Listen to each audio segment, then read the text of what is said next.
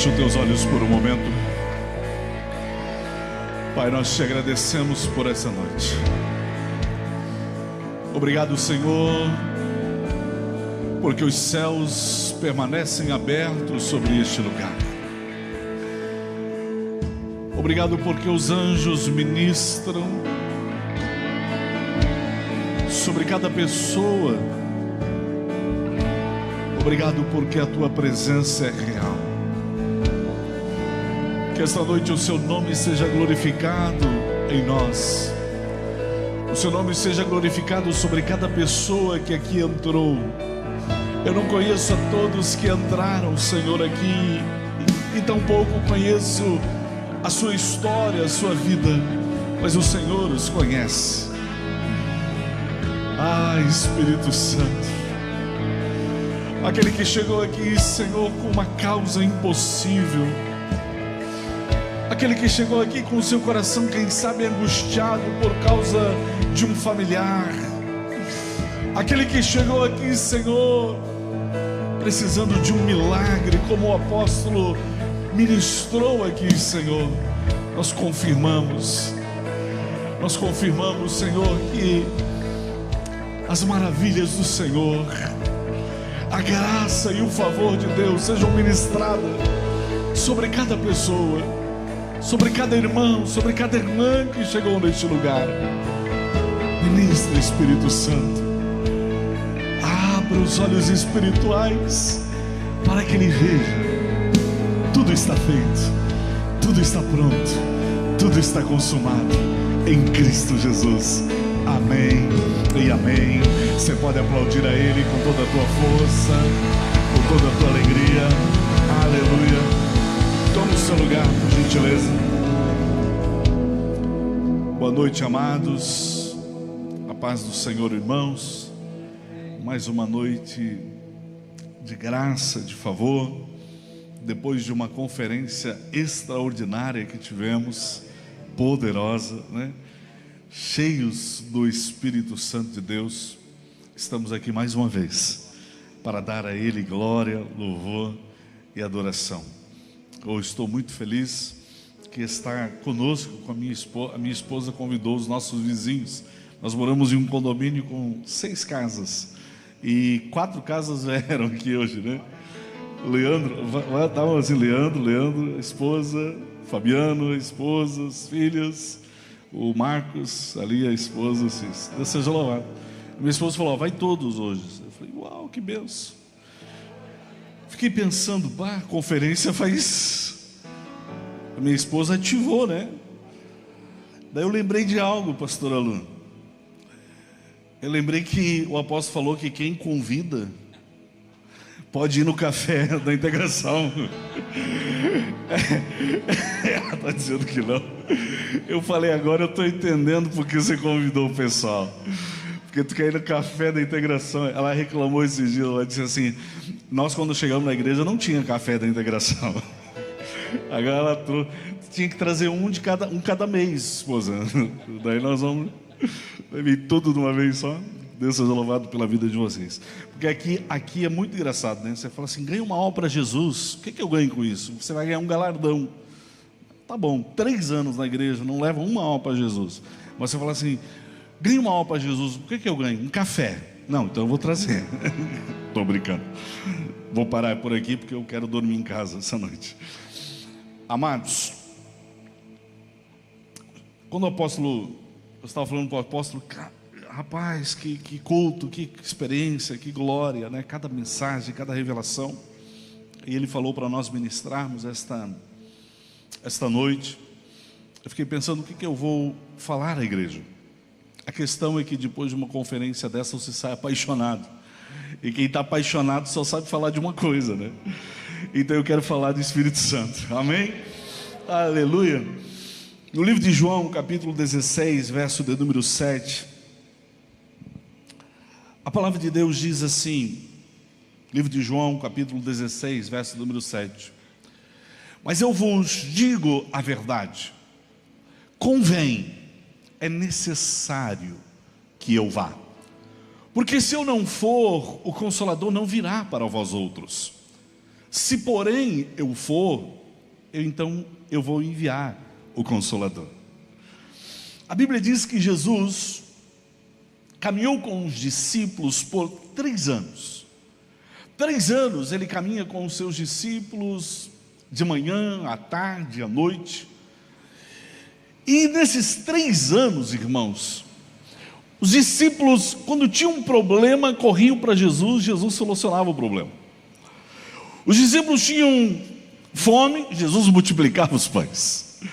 Os discípulos tinham uma tempestade, ele acalmava o vento. Eles precisavam pagar impostos, Jesus dizia: pesque, na boca do peixe vai ter uma moeda, pague os impostos. Tudo que eles precisavam, eles corriam a Jesus, e Jesus solucionava os discípulos. E agora Jesus, reunido com esses mesmos discípulos, diz: olha, eu preciso ir embora. E ele não diz só eu preciso, ele diz: é necessário que eu vá embora. E os discípulos olham para Jesus, e se eu fosse um deles, eu diria: Jesus, mas por que você vai? E Jesus então diz: porque se eu não for, o outro, se eu não for, o outro não virá. Ah, mas Jesus, eu não quero o outro, eu quero o Senhor. Ah, Jesus, eu não quero o Consolador, eu quero o Senhor. O Senhor me consola, o Senhor me supre, o Senhor é tudo que eu tenho. Não, mas entenda, Jesus diz assim, ó, é melhor, eu gosto de uma tradução que diz: é melhor para vocês que eu vá. É melhor que eu vá. Jesus, o que pode ser melhor do que o Senhor? O que pode ser melhor do que a sua presença? No livro de Esdras, capítulo 3, verso de número 10, a Bíblia fala de uma história muito interessante. O livro de Esdras 3:10 fala: quando os edificadores lançaram os alicerces do templo do Senhor, apresentaram-se os sacerdotes paramentados com trombetas, e os levitas, os filhos de Asaf, com símbolos, para louvarem ao Senhor segundo as determinações de Davi, rei de Israel. Cantavam alternadamente, louvando e rendendo graças ao Senhor com essas palavras: Ele é bom, porque a sua misericórdia dura para sempre sobre Israel. E todo o povo jubilou com altas vozes, louvando o Senhor por se terem lançado os alicerces da sua casa. No verso de número 13, diz que de maneira que não se podiam discernir as vozes. Volta o 12, porém muito... 12. Porém muitos dos sacerdotes e levitas e cabeças de famílias, já idosos, que viram a primeira casa, os idosos que viram a primeira casa, eles choraram em alta voz quando à sua vista foram lançados os alicerces dessa casa. Mas outros, no entanto, os mais jovens, eles levantaram as vozes com gritos de alegria. E o verso da hora 13: de maneira que não se podiam discernir quando eram vozes de alegria e quando eram vozes de choro do povo, pois o povo jubilava com tão grandes gritos que as vozes se ouviam de muito longe. A Bíblia diz que Davi teve um filho chamado Salomão. Davi tinha o desejo de construir um templo para Deus. Davi guardou muito dinheiro durante toda a sua vida para construir o templo. E certa feita Deus chega para Davi e diz: Davi, fizeste bem em colocar no seu coração em construir um templo, mas não será você, será o teu filho. Salomão vai construir o templo. E então a Bíblia diz que Salomão, com o recurso do pai, que o pai tinha deixado, não somente os recursos para o templo, mas ele deixou recursos das suas riquezas pessoais, e eram muitos recursos. Construiu uma das mais belas maravilhas do mundo antigo. Construiu o templo para Deus, o templo construído por Salomão, não o templo de Salomão aqui de São Paulo, o templo construído por Salomão, perfeito. Havia tudo que era de melhor, tudo que havia de mais precioso, tudo que havia de mais fino, tudo que havia de mais excelente, Davi colocou naquele templo. Então o templo ele era todo de ouro, e quando não de ouro, revestido de ouro. Quando não revestido de ouro, revestido de prata. Quando não revestido de prata, revestido de bronze. A Bíblia diz que era a coisa mais linda. E houve então a inauguração do templo.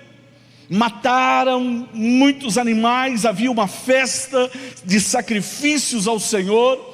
E a Bíblia diz que a glória do Senhor veio sobre aquele lugar, a ponto de os homens que estavam ali cantando não conseguiam ficar em pé. Eles eram jogados ao chão por causa da glória de Deus naquele lugar, por causa da excelência do trabalho de Salomão. Havia tanta riqueza, tanta glória, tanta beleza no templo. Mas o povo de Israel se afasta de Deus, e a Bíblia diz que vem juízo sobre Israel. E Nabucodonosor vem contra Israel e toma o povo e leva o povo exilado para a Babilônia, e destrói o templo construído por Salomão. Imagine, eles arrancaram todo o ouro, arrancaram toda a prata, arrancaram todo o bronze, todas as pedras preciosas, todo o linho fino, tudo que havia de belo, eles levaram para a Babilônia. E eles destruíram o templo. E o texto que eu li agora está em uma outra época, 70 anos depois da destruição do templo. Então o povo que estava em cativeiro, eles são enviados novamente para a terra. E quando eles voltam para a terra, eles olham para o templo e eles dizem: levanta-se um homem, esse homem chamado Esdras, e ele diz: nós precisamos reconstruir o templo de Deus. Nós precisamos reconstruir o templo que foi destruído. E eles então agora eram homens exilados, homens que saíram do cativeiro. Não havia muito recurso, não havia muito dinheiro. Eu não sei se você já fez algo com recurso e algo sem recurso. Esses dias anunciaram lá perto de casa que ia ter o supermercado Coque. Nós dormimos uma noite, quando levantamos na outra manhã, o mercado estava levantado. Foi em questão de 30 dias, 40 dias, estávamos inaugurando o mercado. É bonito quando tem dinheiro, né? E daí você entra, você pensa, ficou detalhes, né? Mas tudo bonito, lindo, perfeito.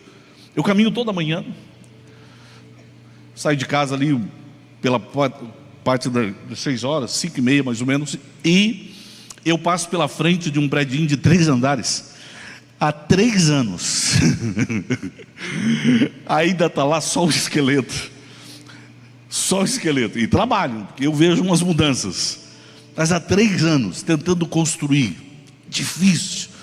Eu passei lá hoje e falei: Deus, dá recurso para esse irmão, como o Senhor deu para o Coque. Dá recurso para ele terminar essa obra.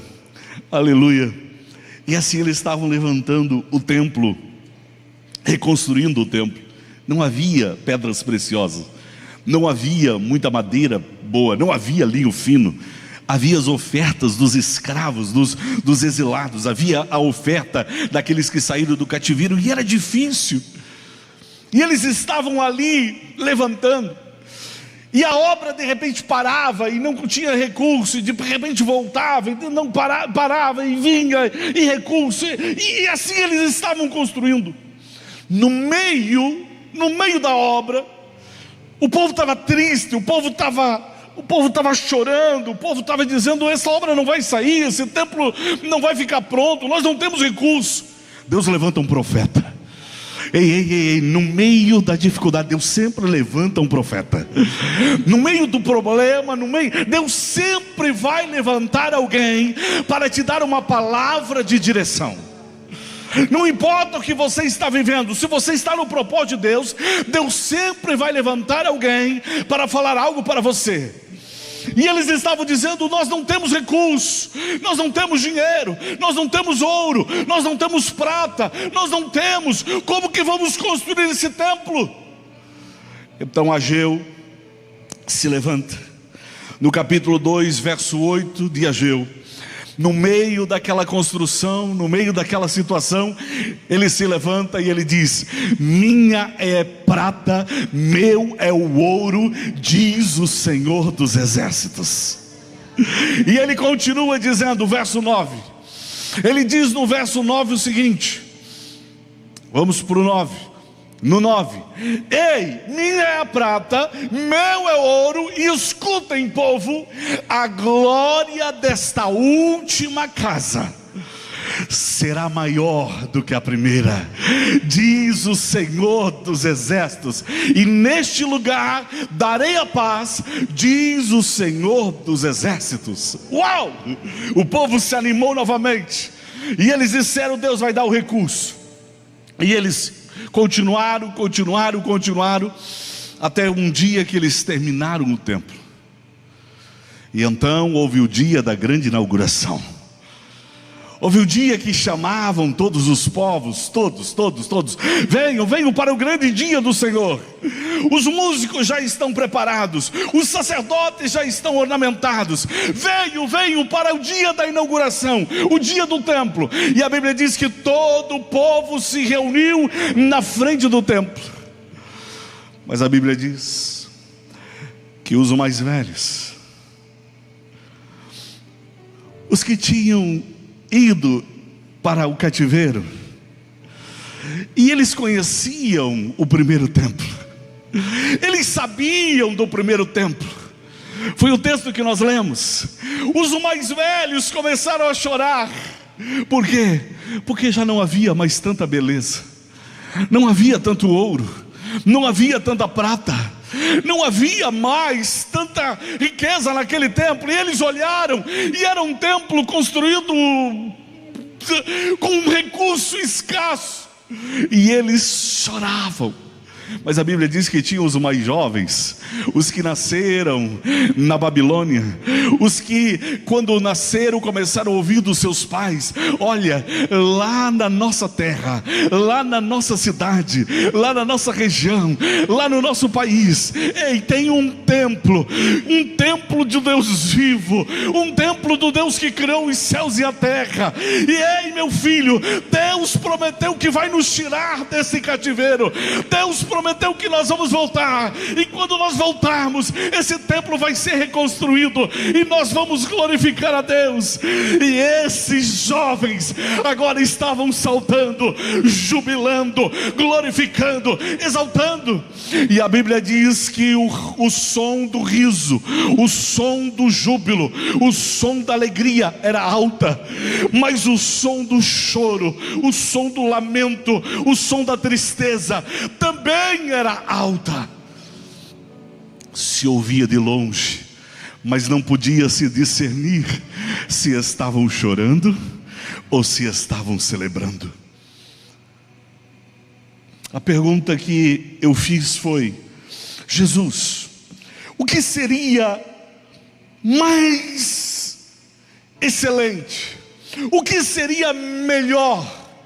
O que seria mais poderoso do que o ter o Senhor conosco? O Senhor está dizendo que é necessário que o Senhor vá. Escute, quando Ageu profetizou e disse: minha é a prata, meu é o ouro, ele não estava falando de recursos financeiros.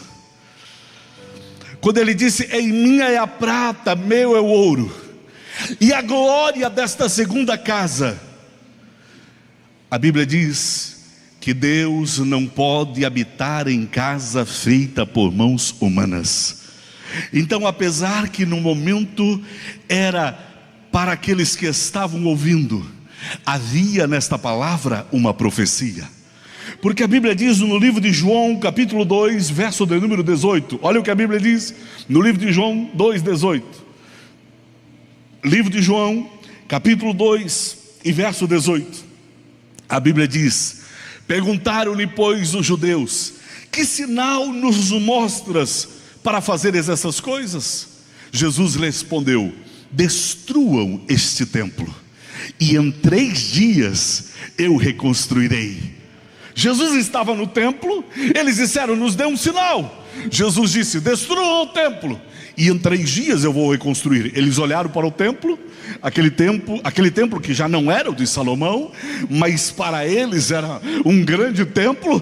Eles disseram, no verso 20, eles disseram: em 46 anos foi edificado esse templo, e tu em 3 dias o levantarás? Ele, porém, não se referia ao templo, assim como Ageu, quando profetizou e disse: minha é a prata, meu é o ouro. Ele não estava falando de recursos financeiros.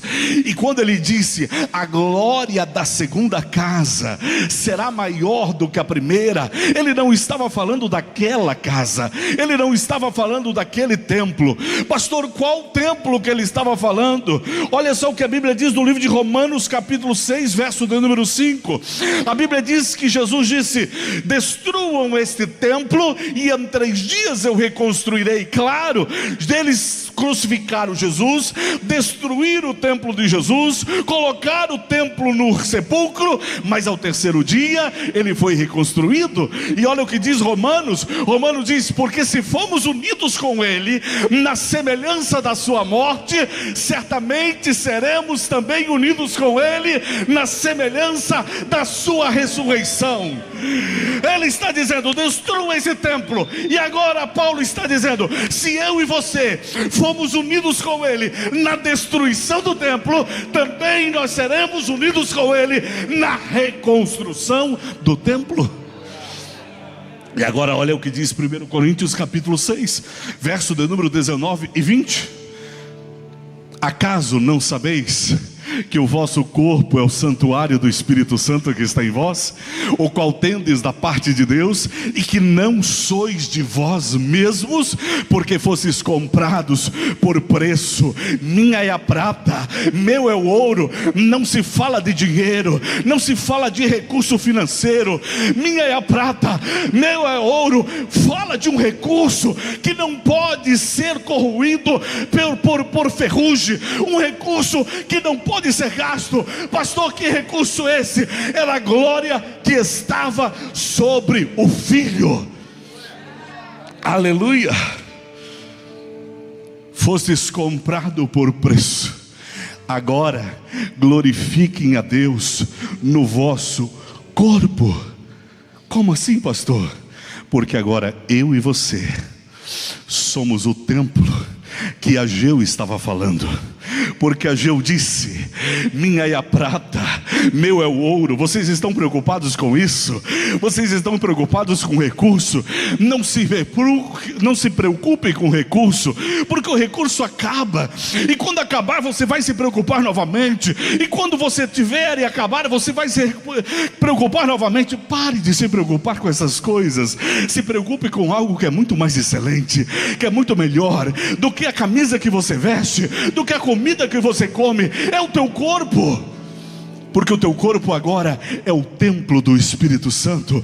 O teu corpo agora é a morada do Espírito Santo. O teu templo agora é a maior glória que existe. Porque maior é a glória da segunda casa. Fala assim: maior é a glória da segunda casa. Fala: maior é a glória da segunda casa do que a primeira. Quando nós chegarmos do céu, eu me lembro que os pastores de antigamente diziam: quando eu chegar no céu eu quero falar com Moisés.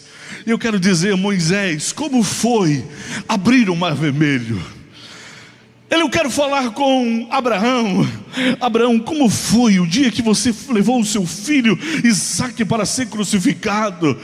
Outros diziam: eu quero me encontrar com Sadraque, Mesaque e Abednego e falar: ei, Sadraque, Mesaque, como foi vocês serem jogados na fornalha ardente e ter o filho do homem andando com vocês na fornalha? Como foi isso?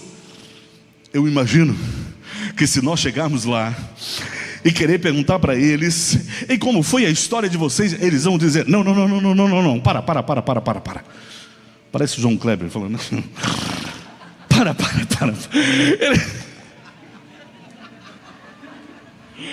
Aleluia. Onde está a câmera? Pare, nós estávamos aqui aguardando vocês, porque nós estávamos pensando, quando eles chegarem aqui no céu, nós vamos perguntar para eles como era vocês terem o próprio Deus morando dentro de vocês. Como era para vocês terem o próprio Deus habitando no coração de vocês. Aleluia. Porque Ele mora em você. Você é a morada dEle. O apóstolo estava pregando aqui no final de semana, e ele estava dizendo sobre Jacó, que quando chega em Betel, ele tem uma visão de uma escada que ligava a terra aos céus. Os anjos que subiam e desciam, subiam e desciam.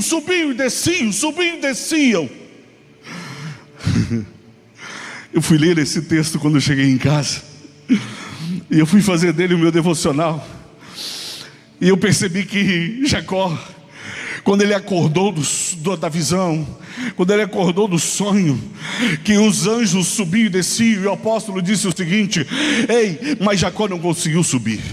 Jacó não pôde subir. Por que Jacó não pôde subir? Porque o Espírito Santo ainda não tinha descido. Mas Jacó teve uma experiência extraordinária. E Jacó, quando acordou do sonho, ele disse: terrível este lugar, Deus está aqui. E de repente ele para e ele diz: este lugar não é outro lugar senão a casa de Deus. Eu estava fazendo devocional e fiquei imaginando Jacó fazendo assim: este lugar não é outro lugar senão a casa de Deus. Ele estava falando a respeito do seu corpo, profeticamente a respeito de Cristo, que destruiria o seu corpo, o templo, mas Ele reconstruiria ao terceiro dia. E se nós estamos ligados a Ele na semelhança da sua morte, estamos também ligados na sua ressurreição. E se somos o templo do Espírito Santo, terrível coisa é o mover que Ele tem dentro de mim. Porque Jacó não pôde subir, mas eu posso subir.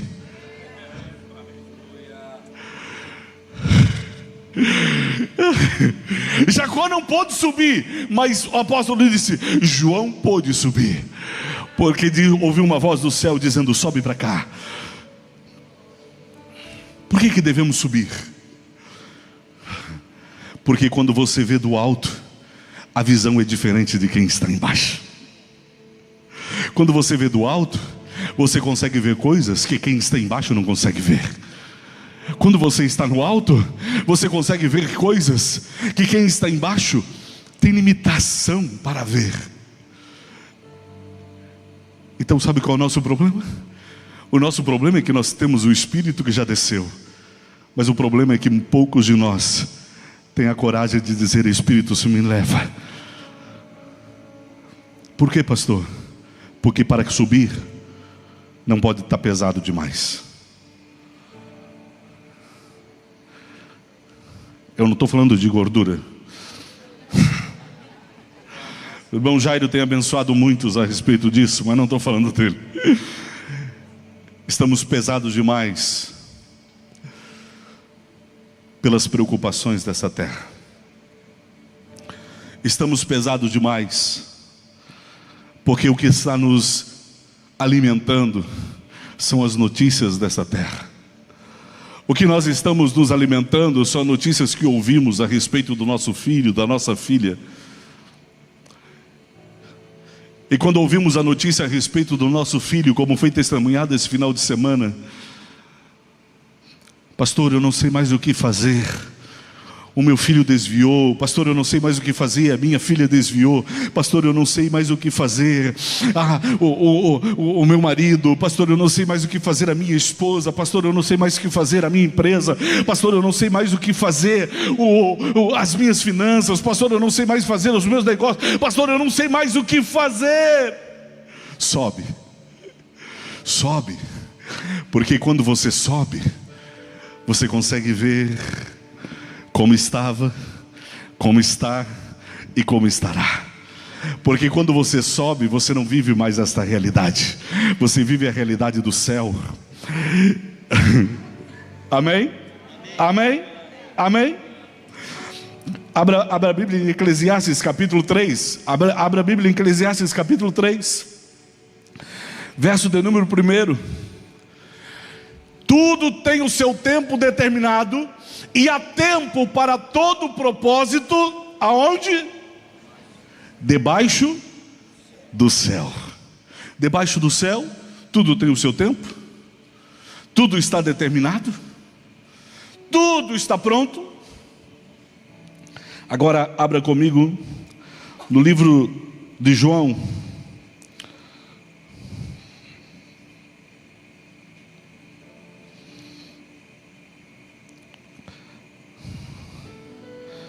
Livro de João capítulo 4. Deixa eu ver aqui, João 4, verso de número 35. Não.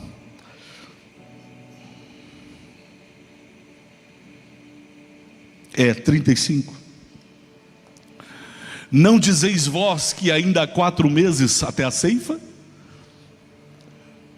Eu, porém, vos digo: debaixo do céu há tempo determinado para todas as coisas. Sim ou não? Então, debaixo do céu, o tempo determinado é quanto? O tempo determinado é quanto? 4 meses. 4 meses. Não dizeis vós que ainda há 4 meses? É o tempo determinado debaixo do céu.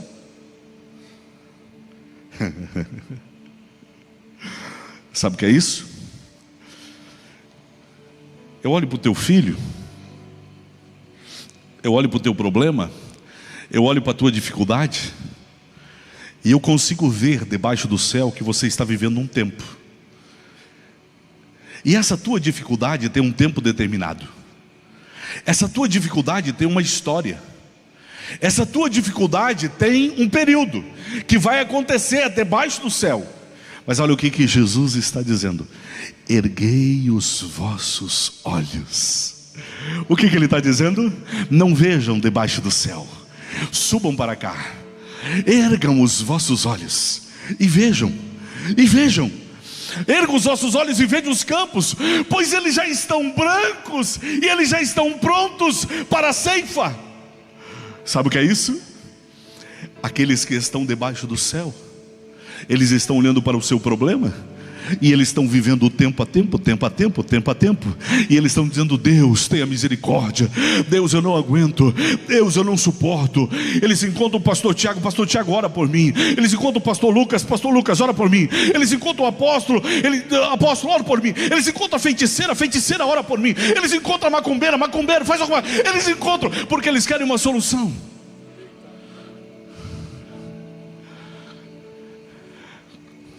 Mas ei, você tem o Espírito Santo, e o Espírito Santo é a porta para o céu. O Espírito Santo é a porta para você subir.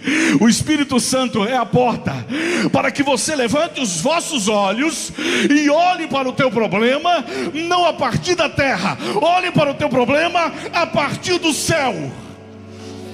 E a partir do céu, você vai ver que o teu problema tem um tempo determinado, mas em Cristo Jesus tudo está pronto, tudo está feito, tudo está realizado, tudo está consumado. Pastor, o que eu faço? Continua orando, mas não orando como alguém que está debaixo da terra, como alguém que está acima do céu. Pai, muito obrigado pela salvação do meu filho, muito obrigado pela libertação da minha empresa, muito obrigado pela graça sobre a minha família, muito obrigado pelo meu casamento restaurado, muito obrigado porque eu já estou vendo o Senhor. Esta é a obra do Espírito Santo. A Bíblia diz no livro de João, ainda, não é João, a Bíblia diz, no livro de João ainda, capítulo 16 e verso de número 8, olha o que a Bíblia diz, porque Jesus disse, é necessário que eu vá, e eles disseram, Senhor, o que é melhor? Jesus, o que é melhor do que ter o Senhor conosco? O que é melhor do que ter a tua presença? Ele disse, porque se eu não for, o Espírito Santo não virá. Mas quando ele vier, ele vai convencer o mundo do pecado, da justiça e do juízo. Uau! Uau! O Espírito Santo nos convence de três coisas. O Espírito nos convence de três coisas. Todos os dias pela manhã eu levanto, e se eu não estiver convencido, eu falo, Espírito Santo, me convença de alguma maneira, porque eu preciso que o Senhor me convença de algo. Pastor, do quê? Do pecado. Mas que pecado? Olha só o que diz o verso de número 9. Do pecado, porque ainda não creem em mim. Não é daquilo que eu e você fazemos. Eu vou deixar isso para a IBFA, Romanos, toda sexta-feira. Você vai aprender sobre pecado. Pecado não é o que você faz. Pecado, no singular, é uma posição, é um lugar que você está. Pecados, no plural, é aquilo que fazemos errado. Erramos o alvo. Mas pecado é estar distante de Jesus. Pecado por quê? Porque não me conhecem. Pecado por quê? Porque não creem em mim. Pecado por quê? Porque estão afastados de mim. É por isso. Então o Espírito Santo, ele te convence, assim como ele te convenceu no dia da sua salvação, para que você confessasse a Jesus como Senhor e Salvador. Ele te convence diariamente a respeito da obra que Jesus fez e da posição que você tem. É isso que ele convence. O Espírito Santo não é acusador. O Espírito Santo não fica dizendo para você, você pecou, você pecou, você pecou, você pecou, você pecou, você pecou, você pecou, você pecou. Não, já tem um diabo para fazer isso. Imagine ter mais o Espírito Santo fazendo isso. Mas o Espírito Santo te convence. Ei, você está se afastando. Pastor Fernando falou isso. O Espírito Santo te convence. Ei, você está indo para longe do Pai. Você está se distanciando do Pai. Volte para o Pai. Volte para casa. Fique na casa. Ei, você está indo para um lugar de desgraça, para um lugar de desonra, para um lugar de tristeza, para um lugar de... Ei, volte para o lugar da vitória. Volte para o lugar da bênção. Volte para o lugar da graça. Volte para o lugar do favor. Volte para a posição em Cristo. Aleluia. Ele te convence do pecado. Do pecado porque não crê em mim. Quem crê em Jesus? Aleluia, já está convencido do pecado? Quem crê em Jesus? Você já está convencido do pecado? Então todos os dias tenha esse convencimento que você crê em Jesus. Você está com Ele, na posição correta, na posição certa. Verso do número 10. Da justiça, porque vou para o Pai e vocês não verão mais. Todo dia que os discípulos tinham um problema, eles olhavam para Jesus. Os discípulos erravam, eles olhavam para Jesus. E Jesus olhava para eles assim. Não. Jesus olhava para eles com amor. E eles eram convencidos pelo amor do Pai. Jesus disse: ei, o Espírito Santo vai te convencer da justiça, porque eu não vou estar mais, mas Ele vai te convencer que não é pela tua força, pela tua capacidade, pela tua obra, mas é pelo meu sacrifício na cruz. Eu vou porque o meu sacrifício foi aceito. Se eu for porque o meu sacrifício for aceito, se eu interceder, o Espírito Santo vier, é porque o meu sacrifício foi aceito. E se o meu sacrifício foi aceito, o Espírito Santo vos convencerá da justiça. O Espírito Santo vos convencerá que não é pela tua força, pela tua capacidade, pela tua obra, mas é pela minha obra, disse Jesus. Aleluia, amém. Ele vai convencer do pecado, porque não creem nele, da justiça, porque ele vai para o Pai, e verso 11, do juízo. Virá juízo sobre você. Deus vai pesar a mão sobre a tua vida. Cai fora, capeta. Porque se eu estou na posição de Cristo, qual é o pai que pesa a mão sobre o seu filho? O pai quer pagar, o pai quer fazer, o pai quer dar, o pai quer doar. Mas se eu sou filho e eu saio, ele também fica em casa. Já aprendemos isso aqui hoje. Do juízo, porque o príncipe deste mundo já está julgado. O diabo e seus demônios, que são os teus adversários, eles já estão julgados. O juízo sobre eles não será. O juízo sobre eles começou na cruz. Na cruz eles foram condenados, na cruz eles foram julgados, na cruz eles foram derrotados, na cruz eles foram humilhados, na cruz eles foram envergonhados. E o Espírito Santo me convencerá do juízo sobre os meus adversários. E o teu adversário não é a tua sogra, não é a pessoa que fala mal de ti na empresa. Os seus adversários não é a pessoa que quer puxar o teu tapete. Não. Os seus adversários é o diabo e seus demônios, que foram humilhados na cruz, desprezados na cruz, destituídos de todo o poder e de toda a força na cruz. E se por um tempo eles estão tomando o teu filho, se por um tempo eles estão tomando a tua casa, se por um tempo eles estão tomando a tua família, se por um tempo eles estão tomando o teu casamento, se por um tempo eles estão tomando a tua empresa, se você subir, você vai ser convencido do juízo sobre eles, e você vai rir da cara deles, dizendo: eu conheço o teu fim, Satanás. Eu sei que você já está condenado. Eu sei o juízo que tem sobre você. Aleluia. Então, quando você está em cima, não por cima, em cima de todas as coisas, porque todas as coisas foram agregadas em Cristo, e Deus colocou debaixo dos seus pés, e o fez cabeça sobre a sua igreja, e nós somos o seu corpo, a morada do seu Espírito, para vivermos em santidade, para vivermos em graça, para vivermos em favor, para vivermos em vitória, de vitória em vitória, de graça em graça, de glória em glória, de poder em poder. O Espírito Santo vai nos conduzindo. Então eu não sei o que você está vivendo ou passando, queridos, mas eu sei que os teus adversários já foram julgados, já foram achados culpados e já foram condenados. E por um pouco de tempo eles estão ainda em ação, mas o seu fim é o juízo final, e esse dia está aguardando eles. Então, se por um pouco de tempo temos aflições, regozijemo-nos, porque ainda que tenhamos essas aflições aqui na terra, regozijaremos com Ele para toda uma eternidade. Porque Ele disse: eu voltarei e levarei para mim mesmo, porque na casa do meu Pai tem muita morada. Amém? Você recebe esta palavra? Glória a Deus. Fique em pé comigo, eu quero orar com você.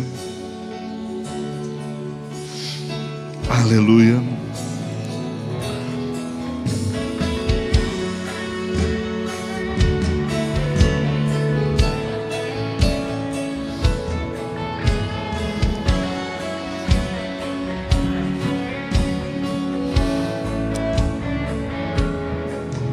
Espírito Santo, obrigado.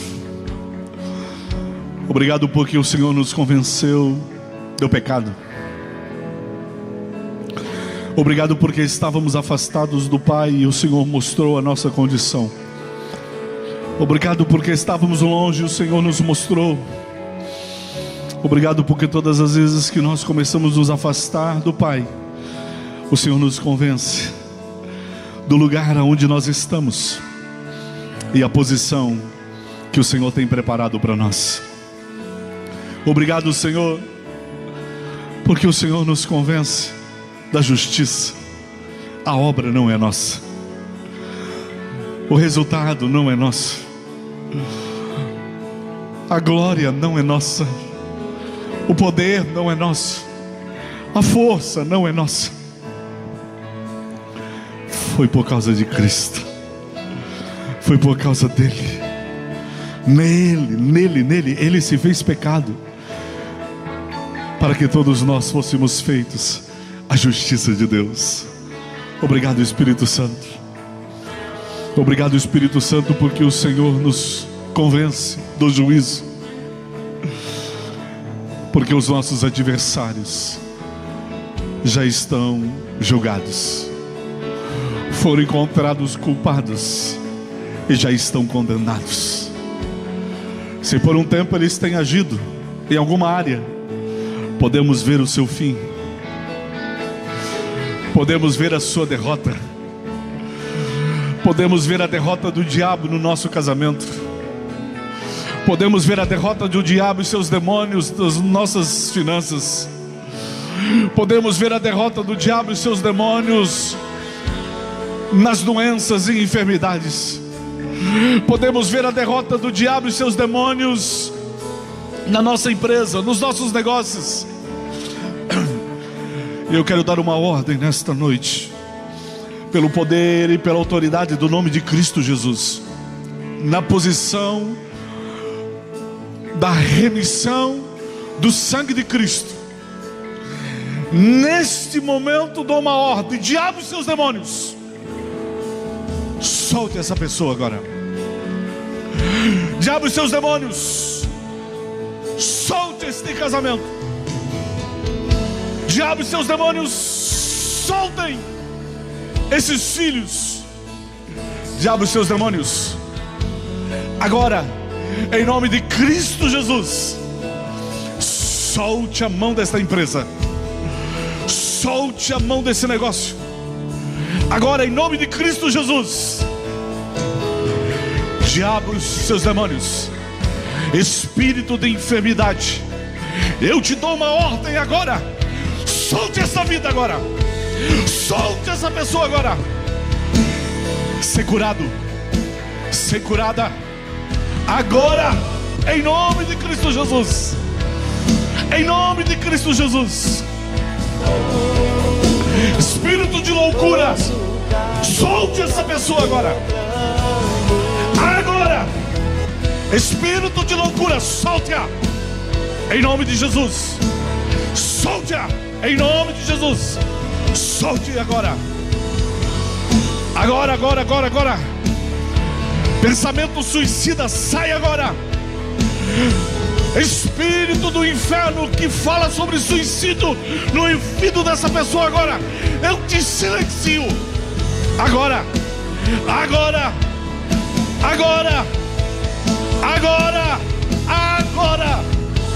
em nome de Jesus, em nome de Jesus, em nome de Jesus, na posição de remido, na posição de remido e lavado pelo sangue de Cristo, não na minha força e não no meu poder, mas no poder do nome de Cristo. Eu dou uma ordem agora: já está condenado, já está condenado, já está condenado, já está condenado.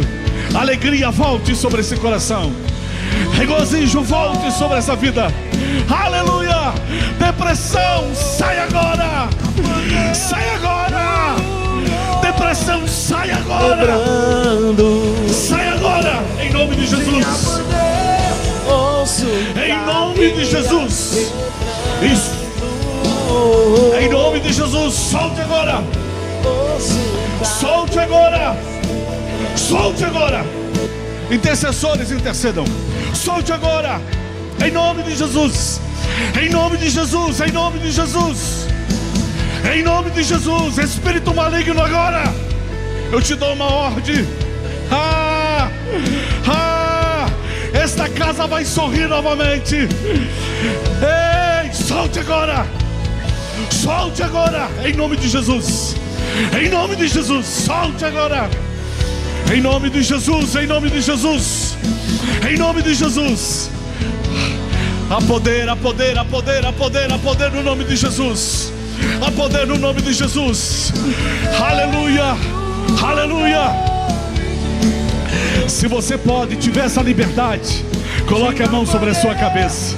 Se você pode, tiver essa liberdade, coloque a mão sobre a sua cabeça e diga assim comigo: eu sou livre. Fala assim: eu sou livre. Fala assim: eu sou livre. Fale: eu sou livre. Em nome de Jesus. Em nome de Jesus. Em nome de Jesus. Aleluia.